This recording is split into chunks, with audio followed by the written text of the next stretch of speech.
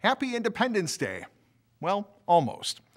As we prepare to celebrate our American independence, as so many will gather at parks and picnic tables, under the blanket of stars and most likely in the glow of fireworks, we have an opportunity to celebrate another great feast of freedom, the Feast of St. Thomas the Apostle.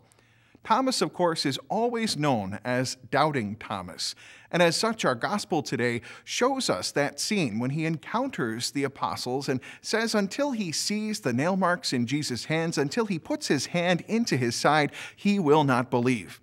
And although the Lord gives him the opportunity to do so, the scriptures are not clear as to whether or not he does perform those actions to confirm his belief.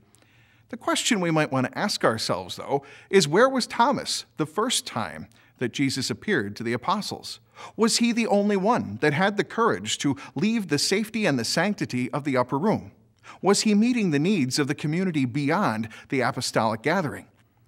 If we recall the scene when Lazarus died and the apostles heard the news of his death, Thomas was the one that had the courage to say to the other apostles that it was necessary that they accompany Jesus, even though it would be a dangerous journey through Judea, so that they could provide comfort and peace to Martha and Mary. Thomas, although he did doubt, was allowed the freedom, the grace of the Lord, to work through his doubts, to embrace questions of faith, to seek that understanding that we all must do in our lives. We pray this day through the Spirit of St. Thomas that he may help us with our doubts, with our questions. May we never stop questioning. May we always seek more understanding of our God who is love, and may we embrace the freedom that ultimately comes from God.